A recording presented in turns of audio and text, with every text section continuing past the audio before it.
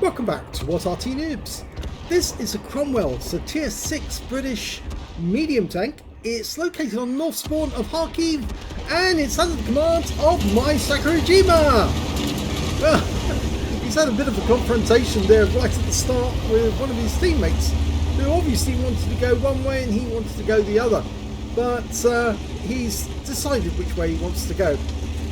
Now, this is a replay from January. Yes, I'm trying to get through some of the older replays and I thought these ones would look good. So he's in his 3 marked Cromwell and on Kharkov, which is a much better map now they've adjusted it.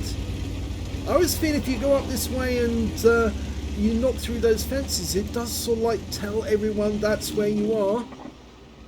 But it can't be helped really. He just wants to get good sight of the enemy and then pull back into cover. And the first one he spots is a Panzer III. The Panzer III gets 2 shots into him. He pulls back into cover. Now it's a 75mm gun he's armed with, capable of 135 alpha, penetrating through 145mm of armour, and he's got premium rounds as well. Now they'll go through 202mm of armour. Now, you've heard me talk about the Cromwell before. The Cromwell Mark 8 A27M got a Meteor engine. That's a Spitfire engine that's been derated. It's got no supercharger, so it's slightly less powerful. 600 horsepower. Could be slightly more if it actually did have the supercharger, but obviously it will generate a lot more heat. And he spotted another enemy, and this time around it's a P43 Biz, which is a tier 6 Italian medium. Oh, just a little too late, but he is using the bush mechanics, so the P43 didn't see where the shell came from precisely, but he knows somebody's up here. Yeah, he's just teasing us at the moment.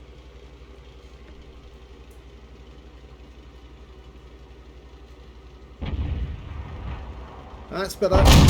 Nice one. Gets straight through the turret. Now the reason why they built the Cromwell... Oh, KV1! Out the open! He came around the corner, so he must have squeezed past or come up the main road, and he's now taking fire, but that one went into the tracks. P43 still poking, but that KV1's the interesting one. I think is he going to leave his rear? Yeah, he's been tracked in the rear, and well, mine's going to go to town on that. He's tracked the guy, he's damaged his engine, and now he's out the game. Yep, mine's got eagle eyes. You can see eagle eyes on, which tells him precisely what a vehicle, how a vehicle is damaged, if it is damaged. Well, he managed to get one into the tracks of the Excelsior. Now he's going through the front of the vehicle. Remember, it's only 115mm on the front of an Excelsior.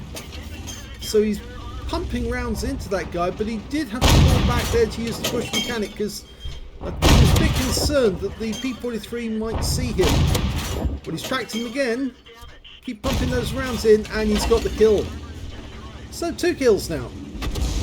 Oh, Arty landed a round right next door to him, and we know that Arty does have a Bishop, a Grilla, and a Fifi in this game. So I suspect that the round that landed there was actually one of the Bishop rounds, because it didn't actually damage him. If it'd been the Fifi round, it might have splashed him, and if it'd been the Grilla round, he would have known that because he would have got some stun. And there is the Bishop. He is very close. Bit too close. And he's going to take... Yep, he's taken damage because of it. Not a great move by the Bishop there. He got too close. He should have sat just the other side of that, on the opposite position next to the building with the bushes, and then he could have lobbed shells over the distance. But by doing what he's done, he's actually just got way too close. I appreciate it. Well, I was about to say about the Cromwell. Most of you know that the reason why the Cromwell came into being was because the British industry needed something to actually build that was British and a British design, and the Bishop did manage to get around onto him. This time round 25 hit points, Can he get a shot? He's firing into the distance, thinking he's over there. And he had to go close to the edge there, but now we can see the P-43 and he's not bothering with the bush mechanic, and he gets 2 rounds into the guy. Can he get a kill? No. One more should do it. And before he can get a shot in to get the kill and have his 3rd kill, somebody else gets it. It was the Bishop on our team that got the kill this time. Well, I had a big discussion with somebody on one of the other videos about the M4, and I pointed out to them that although the M4 was popular, I said the Soviets actually rejected the M4 because in the end they didn't want to become beholden to the Americans. Uh-oh, now this is a problem because he's got a 90mm gun. He's determined to get some damage on us, and we need the VK to come around the corner. Mai's doing his best and he gets the kill. But he lost half his hit points there, really. So what actually happened with the M4? Well, as you may know, there was a Lend-Lease agreement in place with America, whereby the Americans would sell us whatever we needed, and we would then use it in battle. And if we effectively used it and it was destroyed, then we had to pay for it, and that cost Britain and other countries quite a lot of money, but then it was necessary because there was no other way of financing it. Oh, coming in behind the 3001. Yes, he gets the kill. Oh, almost tracks himself there. So what actually happened? Well, there were several protocols, the 1st, the 2nd and the 3rd protocol, whereby the Americans would supply certain amounts of equipment which would then go to the war effort. A lot of the equipment was sent to Russia. Huge number of tanks were sent to Russia. 4,000 M4s were sent to Russia. But you see, Russia wanted to build their own tanks, and they were actually coming up with things like the IS-3, the IS-2, and various other tanks. Now that was sneaky into the bush. So what did they need to do? Well, the Soviets didn't want to build any more or buy any more American tanks because they knew they'd have to pay it off to the Americans. They didn't want to become beholden to them in any way, so they actually, that guy's gone AFK, I think. He's driven into the wall, and that's just a nice easy kill. Just keep pumping the rounds in, and he's got the kill. So what did the Americans do? Well, the Americans turned to the British and said, well, the Soviets have rejected the tanks because they want to build their own. Will you take up all the tanks that we've built? Otherwise, we're going to have to close the factories down, and we won't be able to build any more M4s, and we need to build them. Not only because they're cheaper if you buy them in bulk, or build them in bulk, but also because it means that they are readily available and the factories are already working at full speed. So only 3 enemies left now. Thanks a lot. So what the British turned to the Americans and said, well, we want to build our own tank as well, just like the Soviets.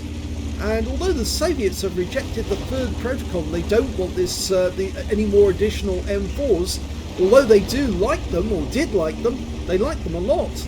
But they just couldn't buy any more because they paid for it in gold and diamonds and raw materials, lots of raw materials sent from from Russia to America to compensate the Americans for all the stuff they bought. And so the British said, well, we'll buy some of them and we'll buy the rest as spares, so we've got plenty of spares left over. And the Americans said, oh, well, that's okay. And they went ahead and they started building the Cromwell.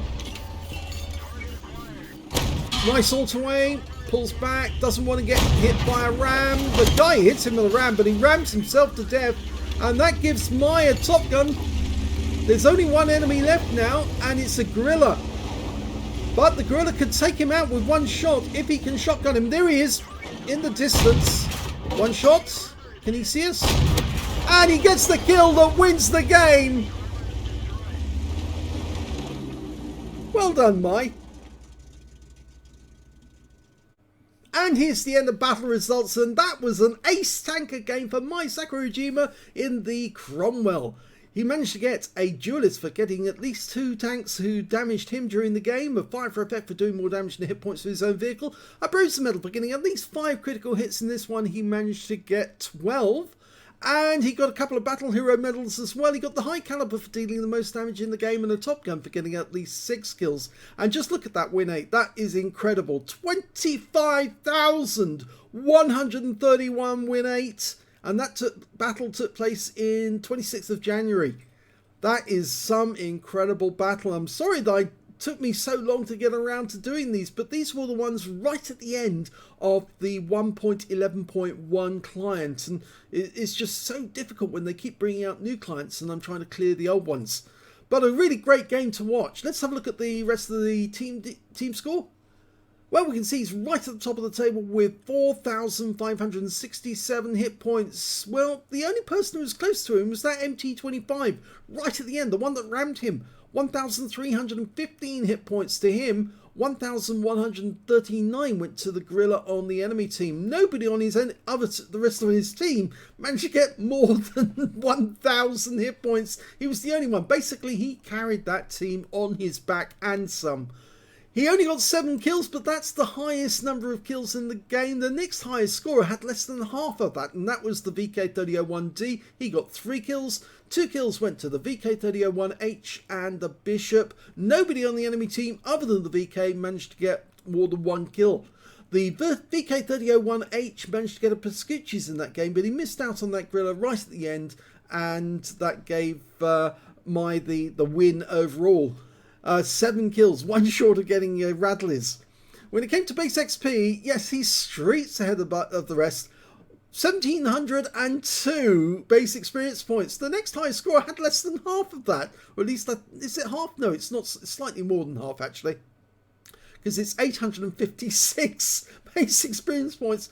And the highest score after that was the MT25 on the enemy team with 647. I reckon he must have been their best player. Even though he only got 1 kill, he certainly was racking up the damage. If we look at the detail, we can see that Mai fired 46 shots in that game, 36 direct hits, 33 penetrations, damage of 4,567 hit points, of which 1,418 were at more than 300 meters. He received 2 hits, both were penetrations, and 1 hit by way of splash as well. Well, he did get hit by the Bishop twice, and 4 enemy vehicles were spotted. 11 enemy vehicles were damaged, 7 were killed, and he got 257 hit points of damage assistance. On a premium account, he earned 70,611 credits, got 35,306 from personal reserves, a total of 105,917 credits altogether. And after repair, ammunition, resupply, and consumables, and even though he used the large consumables as well, as you can see here, 60,000 on consumables, he still made a profit. 12,363 credits to take away. 2,553 XP, same again from personal reserves, took away 5,106 experience points altogether. Yeah, he says this was an awesome Cromwell game. I think it was, yes, definitely. If anybody comes away with 25,131 win 8, they have worked very hard. Very good game indeed.